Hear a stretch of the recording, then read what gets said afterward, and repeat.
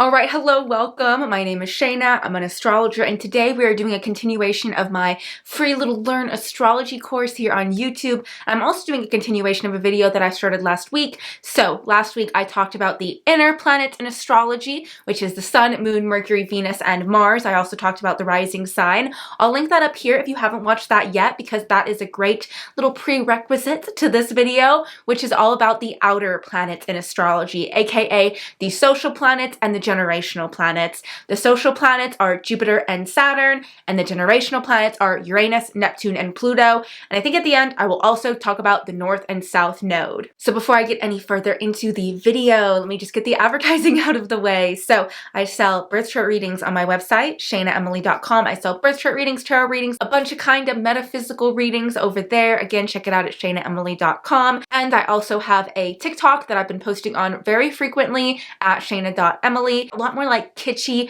haha, hee hee content. And then I also have a personal Instagram. So if you do not know what the planets are in astrology, if you do not know how to find your birth chart, if you just feel like you're coming into this video in the middle of it, okay, you kind of are. So if you're a little bit confused, I already have a bunch of videos up all about how to learn astrology. I'll link the playlist up here. Again, that's my little free Learn Astrology course. And we are still in the like 101 sector, but we're coming to a little bit more intermediate stuff with the knowledge of the outer planets. I find, especially on TikTok, I don't think a lot of people understand how the outer planets work, how they move. A lot of people on TikTok will be like, oh, I have a bunch of planets in Aquarius. I have like an Aquarius stellium, but like two of those planets are Uranus and Neptune. And I don't think that they understand that everybody that is Gen Z has Uranus and Neptune in Aquarius. And so that's kind of what I'll be talking about and explaining today. I go over what the planets are in astrology in my previous video, so we're just gonna hop right in,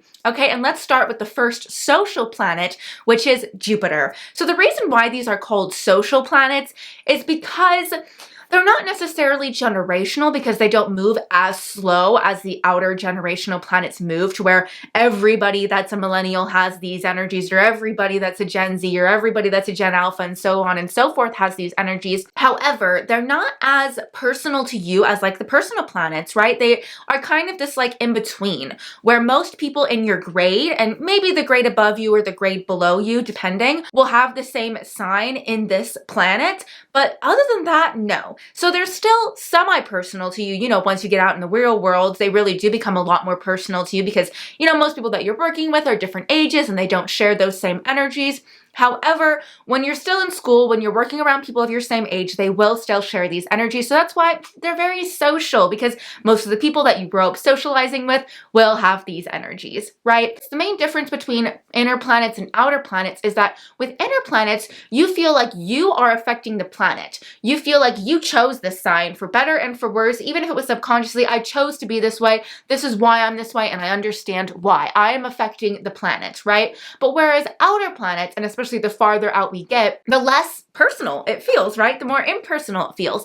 The more it feels like this planet is affecting you. This energy is affecting you. And I don't mean this in like a boo-hoo way, but it does feel like you are victim to this energy, and then how you respond to it has more to do with the personal planets in your chart and the aspects that those personal planets make to the outer planets. Hey, if you want to watch a video all about aspects in astrology, I have that up. Thank you. I'll link that right here, my aspect in astrology video.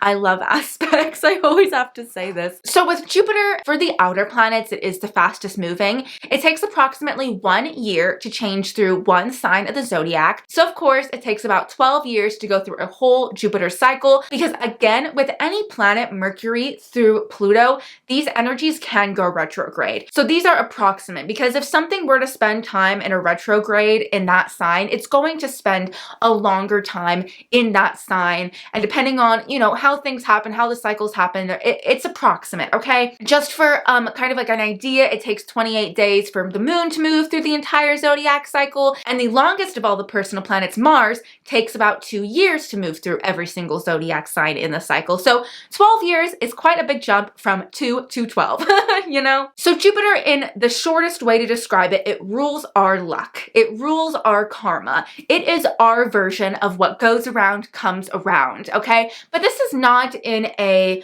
you know, kind of like cycle of abuse kind of way. This is not in a I need to learn my lesson kind of way. We'll go into those kinds of karma in a second. This is the what goes around comes around. The energy that I put out is the energy that I get back. You know, if I put good out, I get good back. If I give somebody something, then I think I'll get it back. Or what your relationship with that idea is Jupiter. So the concept that some people are luckier than others is actually very true. Very, very valid. There are some charts that are a lot more Jupiterian than others. There are some charts that have a very weak Jupiter. And, you know, it's really hard. It feels like, God, I try to put so much out there and I feel like I get very little back, or the way that I get good back isn't the way that I want it back, you know, or whatever it might be. That's probably because that person or you has a more afflicted Jupiter. Now, obviously, everything is perspective, so it's just afflicted to you. It just might be not the way that you want to get the luck, and I'm jealous of this person, but you know what I mean. So I think that the Jupiter glyph kind of looks like the number 4, and I say this because Jupiter kind of has that mentality of like, why have 1 when you can have 2? Why have 2 when you can have 4, right? Why have more when you can have more? I don't know. I'm trying to help you find connections here. But that's kind of how I've always thought about it. Because yeah, Jupiter is all about getting more. Jupiter is all about excess and is all about like in its like pure form.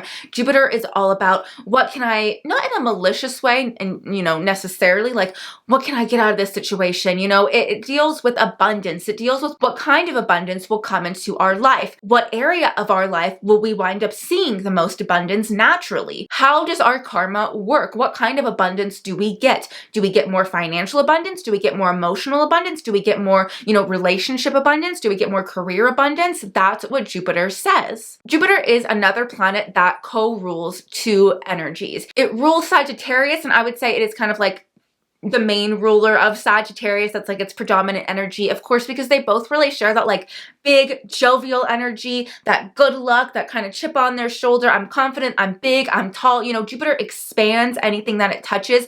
So if you were to have like Jupiter conjunct Sun, you'd have a bigger ego. If you were to have Jupiter conjunct Moon, you'd have a bigger emotional expression, and so on and so forth, you know. And Sagittarius is known to really make people tall or even bigger, and Jupiter does the same. So if you were to have Jupiter and Taurus, you're going to have a bigger appetite, you know, for example, if it's unafflicted, whatever. So Jupiter rules Sagittarius because Sagittarius is very karmic. It's very optimistic. It's very much wanting to see the best side of things. It might be bad now, but it'll get better, you know, and Sagittarius is just naturally, you know, known wherever we have Sagittarius, we get a lot of good just naturally. Might be very blessed in that area wherever we have Sagittarius placed in our chart. And that is the same with Jupiter. Just like Sagittarius, it can be a little bit braggadocious. It can be a little bit like, I want what I want, I get what I get. Sometimes it can be a little bit selfish.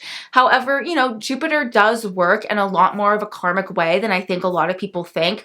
I think people kind of confuse Jupiter with a minor asteroid called Part of Fortune, which I do eventually want to go over. But I see Part of Fortune as the kind of, no matter what I put out there, I get good out of it. But Jupiter's a lot, you know, trickier than that. It is a lot more what goes around comes around. If I put good out, I get good in. It's a lot more of an exchange with Jupiter than just straight, oh, it's abundance no matter what. Because you might have Jupiter in the 2nd house and you might be like, so shouldn't I have been raised and grown up rich? Well, I grew up poor. That doesn't make any sense. Well, it just more has to do with if you were to, you know, invest all your money into something, like I'm thinking like Jeffree Star's displacement. He invested all his money into his company and he got a lot of good out of doing that, right? Because he put good out, he got good back kind of situation. It has more to do with like the potential that you have. You hold a lot of potential to get a lot of luck and a lot of good things wherever your Jupiter is placed. Again, but there's still a little bit of work that you have to put in there. You know, if you have Jupiter in Capricorn, you're gonna have to put more work than like Jupiter in its home placement of Sagittarius,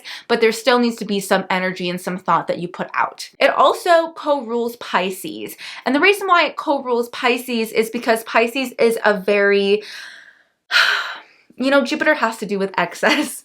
And Pisces can be a very much, you know, excessive escapism kind of energy, and Jupiter can definitely lead us down that route. Jupiter can lead us down the route of, you know, wanting so much in the form of pleasure, wanting an abundance of pleasure. I can't get enough of this good thing. And both Sagittarius and Pisces can definitely do that. But I think another reason also why it's ruling Pisces is because Pisces is a very much like, you know, I want to give good back to the world. It's very martyr energy. And while Jupiter does not rule the martyr, that's another energy. Like I mentioned, like I keep saying, Jupiter is so much like, oh, if I give you good emotionally, I get good back emotionally. So I think it kind of rules Pisces through that lens as well. Also, a lot of times very Jupiterian personalities are very like rock star personalities, and that is very Sagittarius Pisces energy combined, you know, music with Pisces, and then just like the luck and the stardom and the big fast life of Sagittarius. They both kind of go hand in hand, as I'm sure you understand. Jupiter also is associated with trying to find life's deeper meanings, you know. It's not in a religious way, but it's in a very spiritual, my belief system kind of way. You know, this is what I think is right. This is what I believe in. This is what I want to stand up for. I won't back down and I'll stand up for this. Hoorah, which is both very Sagittarius and Pisces, you know, almost like the do-gooder is very much what Jupiter wants to be. It doesn't always mean it is that, but that's very much the attitude that it has. There sometimes can be unrealistic expectations and overconfidence with Jupiter, but in general, I think we need a good dose of Jupiter to be able to take up space and have the energy that we want to get what we want out of life, and have the confidence that what we put out will come back to us, you know, tenfold or whatever it might be. The other social planet is one that is considered to be very opposite to Jupiter, and this is Saturn. So this is the other social planet. Saturn spends a little bit of more time in each sign. You know, it's a little bit slower moving. It spends approximately 2.5 to 3 years per sign, just per one sign. So for example, you know, a lot of the people that you go to middle school with, they would pretty much all have the same Saturn sign, and you know, unless you're born on a cusp or whatever. Throughout your high school, there will be probably only 2 Saturn signs that you're dealing with, max of 3. And so it's more social. It has more of a group impact. And it takes approximately just under 30 years, about 29.5 years, to go through all the zodiac signs, to go through its whole cycle. So we've all heard of that thing called Saturn return that happens when we're 30, you know, aka the midlife crisis. And that is very, very much linked to Saturn and Saturn's idea of like, oh God, I'm 30. It's make or break time. Whatever I've wanted to get done in my life, I need to do now. That's a very Saturnian idea. The glyph, okay, so it has like a cross, and then I think it's supposed to be what's like kind of coming off of it. It's supposed to be like a sickle. I've always loved the tool of the sickle. I don't know why. I just think it's a cool looking tool. I'm a very Saturnian person for sure. That's definitely, unfortunately, my ruling planet. But it has a lot to do with reaping certain rewards, right? Which isn't that like a sickle? Don't you like cut down your crops and then you reap those rewards, right? But that seems exhausting to have to go through with just like a little sickle and go through like acres and acres of crops. That's Saturn, exhausting. I like to call it lovingly the shit planet, because it just is. It's just the shit planet. And I really do mean lovingly when I say that. I really do have a big fond admiration for Saturn. I have Saturn eating his kid up there, if you can see it probably a little bit. But Saturn has everything to do with discipline. It has, like I kind of mentioned, how it's not the karma as in like life lesson kind of karma. Well, Saturn has to deal with the karma as far as it goes with life lesson kind of karma. Basically, you know, I put this elbow grease in and I get this elbow grease out. You know what I'm trying to say? You really have to put a lot of time, energy, and effort into your Saturn projects and into what you want out of Saturn. No matter what, if your Saturn falls in a house where the only planet that's in there is Saturn, that house is prominent to you. That house is a huge, huge, huge deal. You care about it a lot. You want to master that sign and that house. You make it like a lifelong goal and journey to get the fruits of that house. And it's really hard. Saturn is an uphill battle for sure. I'm sure it makes sense that the sign that Saturn rules is Capricorn, because Capricorn, as I mentioned, if you watch my 12 zodiac signs video, I'll link it up here. Hey, Saturn rules like the mountain goat at the top of the hill that's like trudging their way up, even though like all this shit is being flung at them, right? The shit that's being flung at them is Saturn. And Saturn deals a lot with isolation. It deals a lot with the world coming down at you in a very mundane way.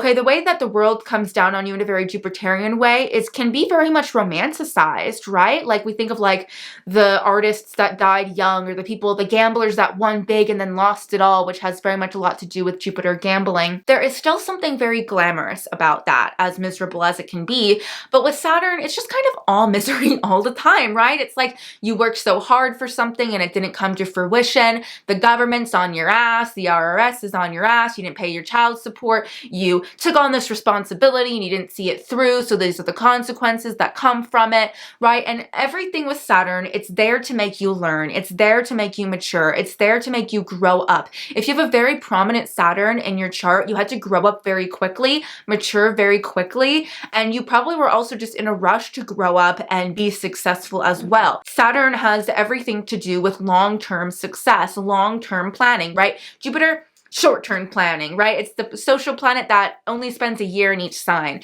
Saturn spends quite a bit longer in each sign, so it's the planet that requires a lot more long-term, long thought-out planning. It also rules the sign of Aquarius, and so Aquarius does have like a Saturnian edge, and the reason is because Aquarius deals a lot with being isolated because they're the odd one out, and that factor of isolation is what Saturn rules, right? Aquarius will go against the grain. They'll be like, I believe in this, I stand for this, I'm going to fight for this, right? That's the other ruling planet, which we'll go into later, that Aquarius has rulership over. The aftermath or the beginning parts of like, nobody agrees with me. I really want to try to do better, but I'm isolated. I've been kicked out of this group because of my beliefs. I'm, working so hard and I'm not getting recognized. All that stuff is very Aquarian and somewhat Capricorn. And that's the side of Aquarius that Saturn deals with. It is truly known as the disciplinarian of the zodiac. It also very much represents the mother and the father. A lot of people will say the father, but what I like saying more than just assigning it to a parent, what I think it actually rules is the authority that your parents as a unit had over you. How much or how little authority did your parents place upon you almost, or did they place upon themselves, right? What kind of disciplinary actions did they take? Were they a really harsh and strict disciplinarian? Do you have a really prominent Saturn where every little mess up, every little slip, you got a big punishment for that you didn't feel like was like worth the crime? Like I just feel like my punishment doesn't fit the crime. You have a very overly prominent, overly heavy Saturn. Do you have a really weak Saturn and you just felt like your parents didn't pay attention to you at all? They didn't discipline you at all. They didn't set you up for life at all, right? They were really absent in that way. Maybe they were, strong and supporting you emotionally. Maybe they were strong in building up your confidence, but yeah, no, they didn't get me a bank account. They didn't teach me how to drive. They didn't teach me how to do my taxes. They just didn't teach me how to get a job. They taught me no life skills, right? That is Saturn. So as much as, yeah, Saturn's the shit planet and it sucks, if you have too weak of a Saturn, it can be really hard on you as well, because that just means you're not prepared for life. You feel like you're thrown into adulthood and you're like flailing and you're not prepared for it. But sometimes people might have a weak Saturn and a strong Jupiter, and so it makes it so that even though they're flailing and they're not prepared for life, there's some guardian angel that always comes in and sweeps them and saves them, for example. If you want to know what will make you happy in the short term, look to your Jupiter. If you want to know what will make you satisfied and content in the long term, look to your Saturn. Saturn also represents father time. Actually, in sidereal or more traditional Vedic astrology, this is the final planet that they use, because the other planets were only discovered recently, which I'll go over in a second.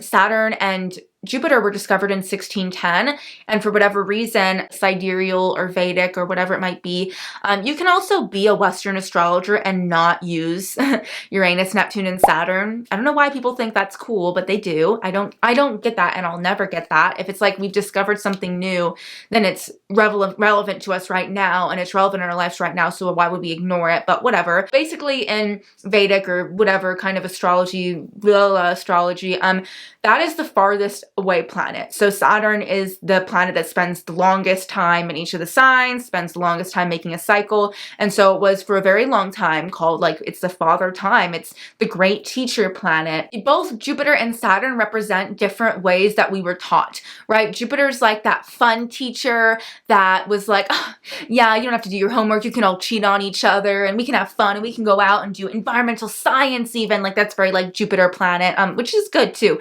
History teacher, I'm going to teach you about the world and we're gonna have fun and I'm gonna show you this funny slideshow. That's a very Jupiterian-like teacher. And then there's also the side of Saturn that's the teacher that's like, I'm here to make you better. You might not like me, but you will come out of this class or this lesson or whatever it is stronger and wiser because of it. I'm a very Saturnian person, and I feel like the attitude I take on this channel is very Saturnian, honestly, because I'm like, I want to teach you astrology how I know astrology. I want to do it as thoroughly as possible. I don't care if my videos are for some reason dumb long lengths. I want to get all the information out there. I want you to walk away as wise and as knowledgeable as I can possibly impart onto you, so you can take my knowledge and even move it further, right? Which is very Saturn. Like, Saturn cares about the long-term impacts and long-term effects. You know, the student surpasses the master, whatever it is, which is a very Saturnian way of teaching somebody. Jupiter has more of an ego. It does not want the student to surpass the master. That's like, hell no, like,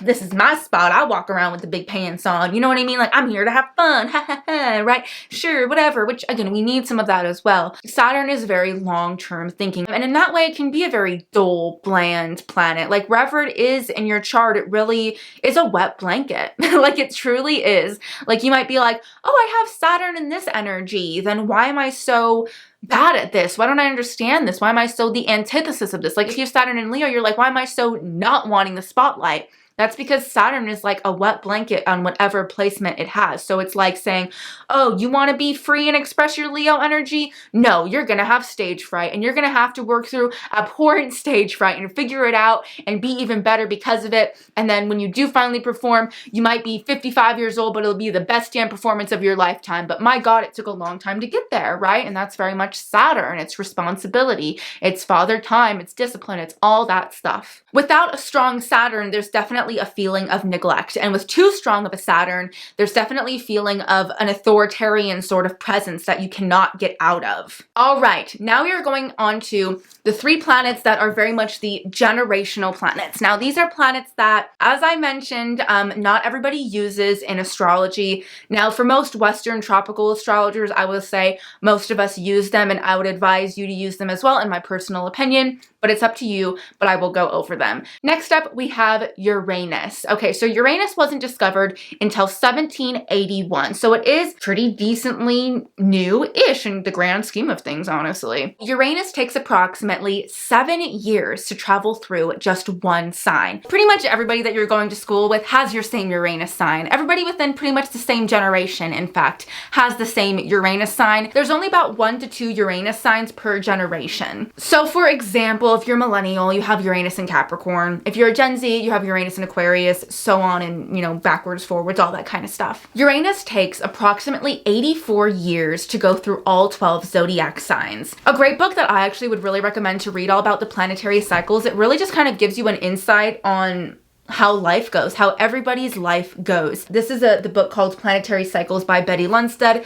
It's a really easy read, but it is fantastic and almost like life-changing a little bit. It's such a great book, and the earlier, younger you are that you read this, the better, honestly, because you're more prepared for your midlife crisis and everything to happen. I felt very much like I was ahead of the curve reading about it when I'm only in my 20s. So something that she mentioned and talked about was how 84, a lot of astrologers consider to be like the perfect age. And I've always been like, oh my God, 84 is like my favorite number. It's like one of my favorite numbers, because that means that you've gone through a full Uranus cycle. You've lived through all 12 Uranus signs, and there's great wisdom to be found if you can get to your Uranus return. So the glyph of Uranus, and I'll totally credit Alyssa Sharp for pointing this out because she's absolutely right. I always have to bring her up whenever I say this, because the Uranus glyph looks like a butthole. It straight up looks like a butt. Like, that looks like the cheeks, that looks like the little butthole.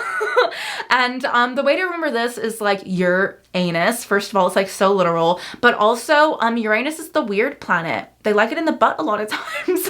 It's all about revolution. It's all about rebellion in a very like political way. It's all about political change. It's all about like, what do I fight for? What am I the odd one out? What do I stand out about? Right? All that kind of stuff is Uranus. So it makes sense that the planet it rules is Aquarius, very much hand in hand. Wherever Uranus is in your chart, it brings a lot of chaos. Number one word for Uranus is chaos. Changeability, originality, freedom, flexibility, breakthroughs, innovation, innovation, revolution, eccentricities. It also rules kind of like that, like this like genius energy, the kind of genius energy where it's like things have just been plopped into your mind out of nowhere, out of the blue, and it's just this insight that you get. Oh my God, this is what it is, or this is true, or oh my God, should I bring this because blah blah blah might happen, right? That's that Uranian genius. It's very much has a lot to do with science and technology, any sort of political science as well, even like sociology. Uranus can have a lot to do with, because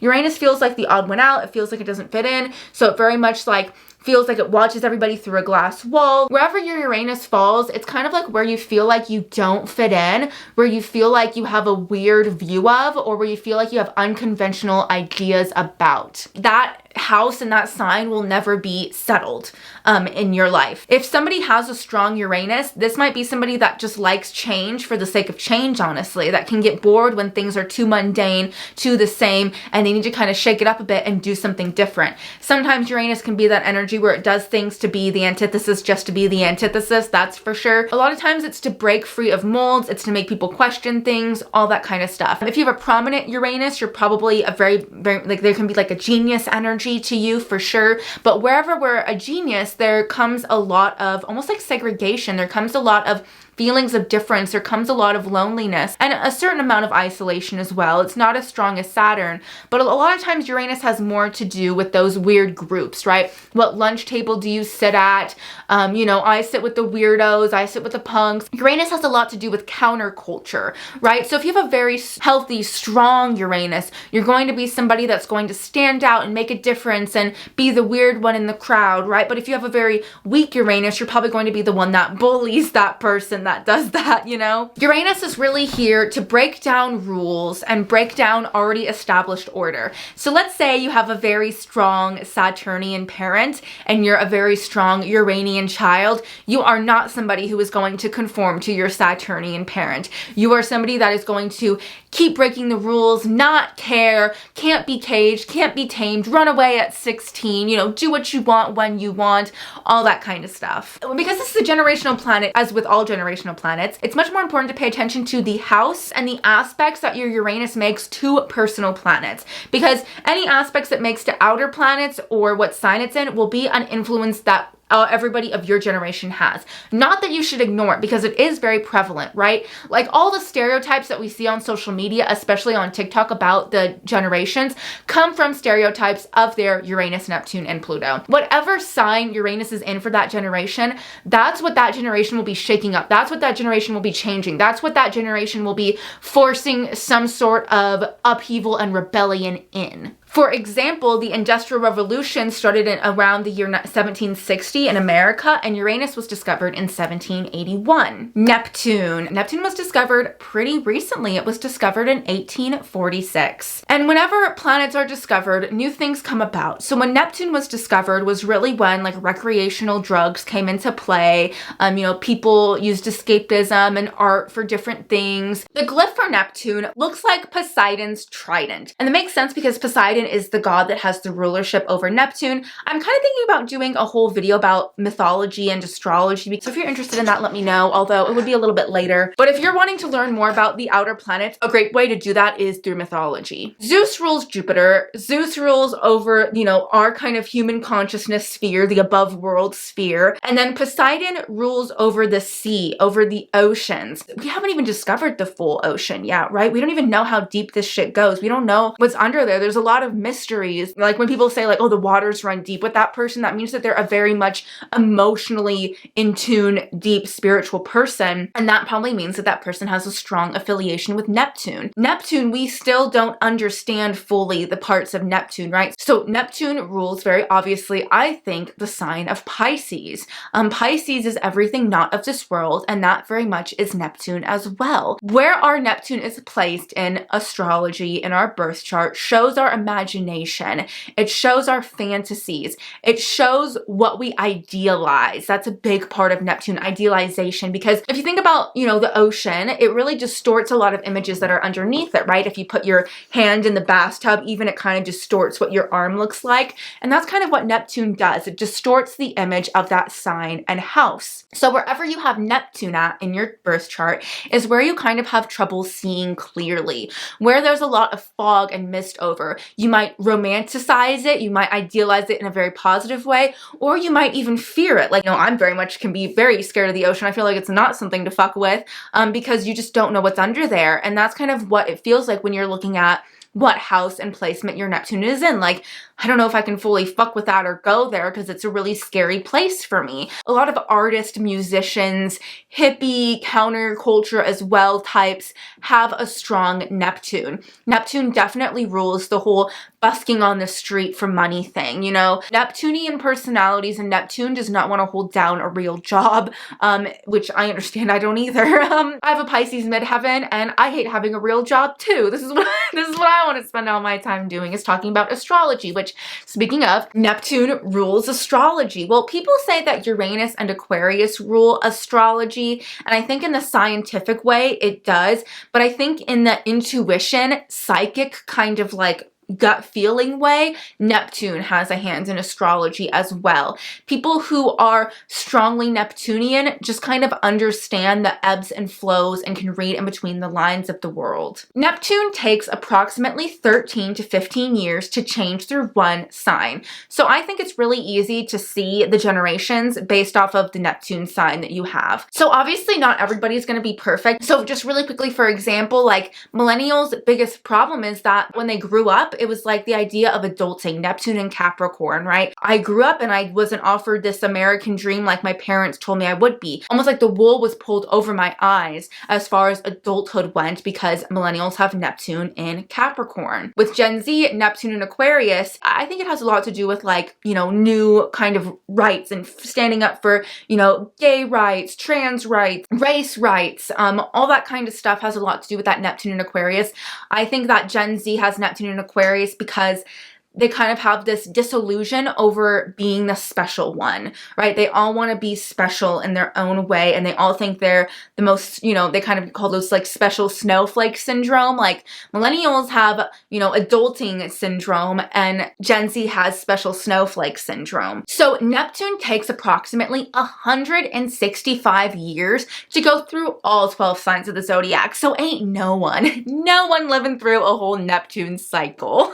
Neptune also rules both the disillusion of the ego and the archetype of the super martyr, godlike ego, if that makes sense. I should have mentioned that Uranus has a lot to do with like cults, and somebody with a strong Uranus would join a cult, right? But somebody with a strong Uranus and Neptune, both combined, both probably touching their sun in some way, that is going to be the leader, the spiritual leader of the cult. People with Neptune in the first house are icons, okay? People with a prominent Neptune or strong Neptune energy, we go, oh my God, they're everything I ever wanted and more, right? That's that water where it distorts the image, and then we could put upon that Neptunian person whatever we want to put onto them, right? That's where that idealization comes, right? Neptune has no ego. It's the disillusion of the ego. We are all one, but also sometimes it can go the opposite. As I mentioned, Neptune has a lot of connections with Jesus Christ, as does Pisces, because he is the martyr. I will sacrifice myself for everyone. But sometimes those martyr characters have a much stronger ego than they would ever like to admit or see. Neptune has everything to do with empathy and the desire to merge emotionally, right? That's why it rules things like art and creativity and music, because you pour your heart and soul into a song, you pour your heart and soul into this project or this piece, and it's a desire to get your deepest, darkest emotions out there in a way that people can interpret the way that they want to, right? And how do we define art? How do we have a winner in art, right? We can have a winner at sports. Mars, our Aries is going to pick a winner. Scorpio is going to pick a winner, right? Like there's somebody who won, that left on top, right? Neptune, Pisces, Oh, we're all winners. This is all art. Somebody chasing a chicken around is art because it affects us, right? That's very Neptune. The lines are blurred. Dreams, the subconscious, fantasy, all that kind of stuff also rules Neptune. Where Neptune is in our chart is also kind of like what we want for the best of the best out of life. Like, oh, I dream of having some Prince Charming save me. I've got a Libra Neptune.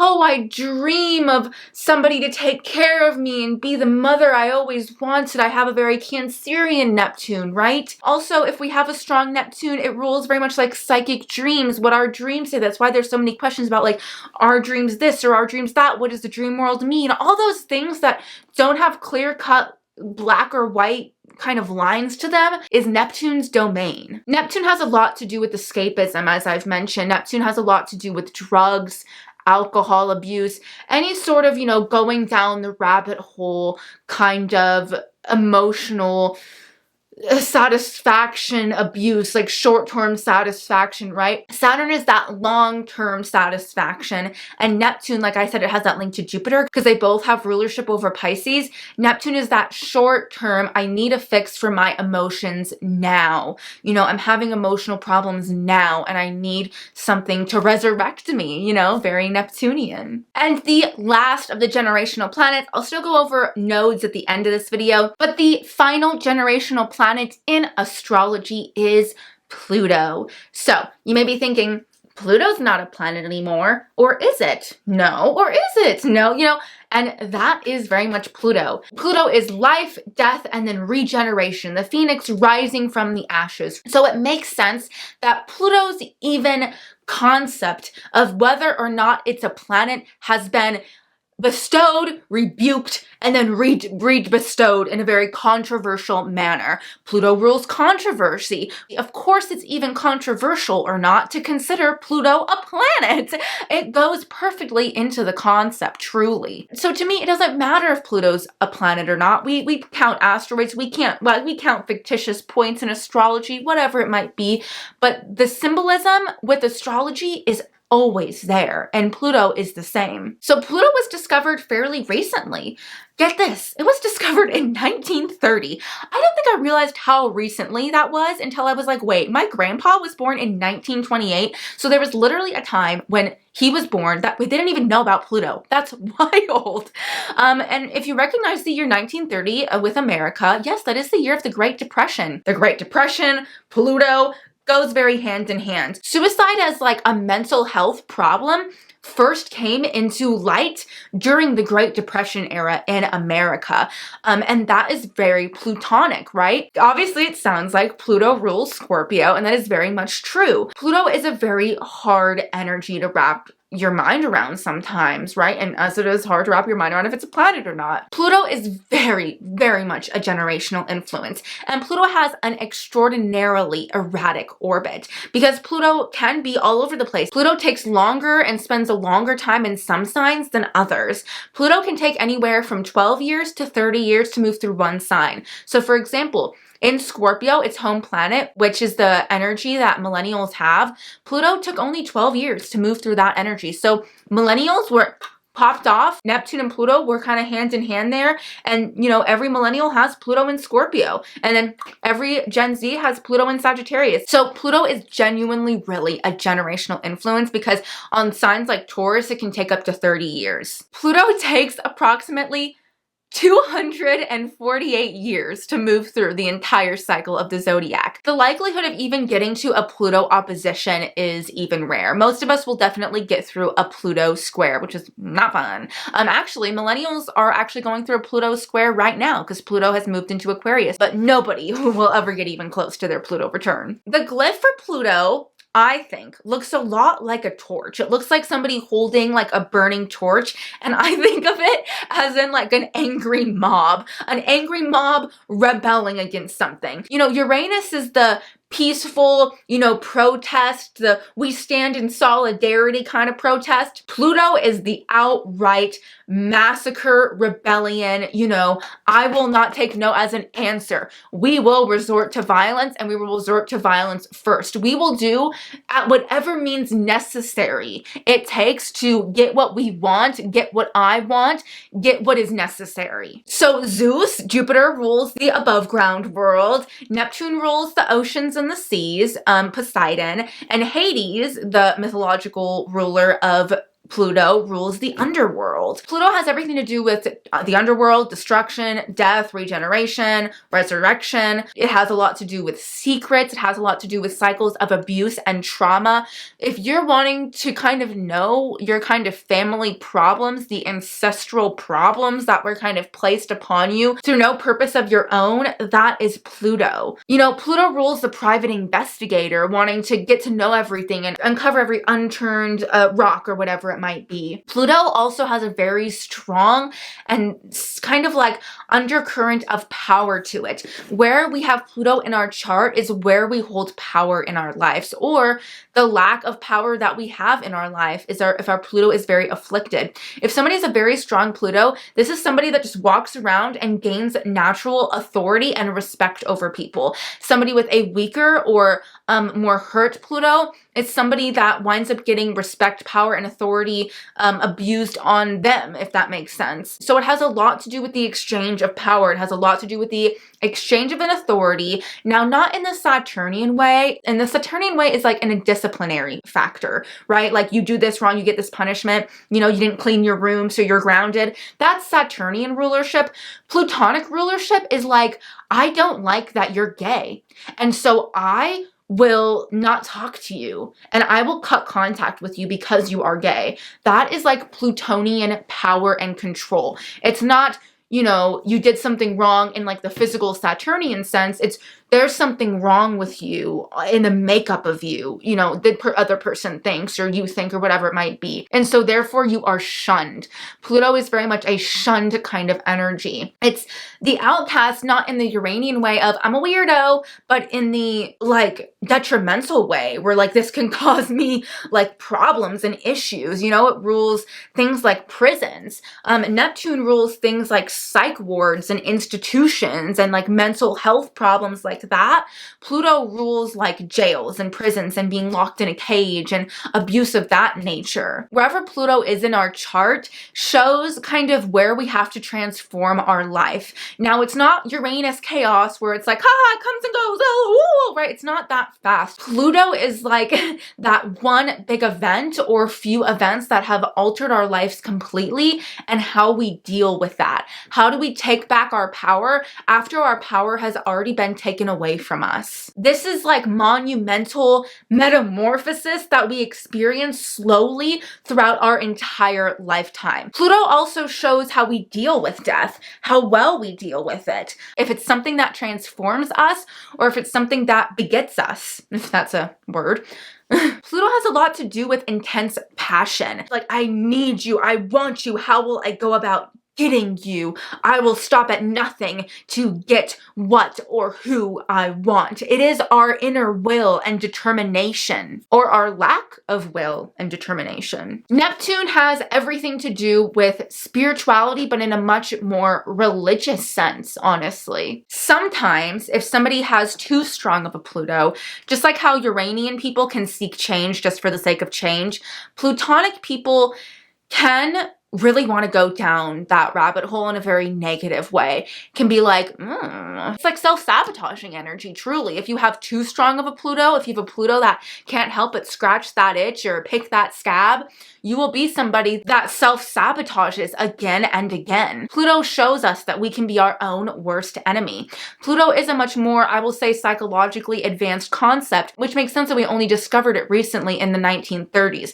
It had everything to do with the discovery of like talk therapy becoming more popular, psychology and psychoanalyzing people. All that stuff is very much Pluto. The last energy or node or position in the chart that I will be talking about are the lunar nodes. So this is the North Node and the South Node. So these are two placements that Vedic astrology especially uses very prominently but I think they are very much misunderstood and misinterpreted in Western astrology. I actually think that Western astrology could take some notes from Eastern astrology as far as the nodes go. So the lunar nodes are 2 points in your chart. They're called the South Node and the North Node. They are always in exact opposition in the chart, and they have to do with the ecliptic. And basically, if you have like the North Node and the South Node on top of your sun and moon, that means that you were born on an eclipse. It just has to do with how close an eclipse is, honestly. The nodes move retrograde, so they move backwards always throughout the energies. It's a fictitious point,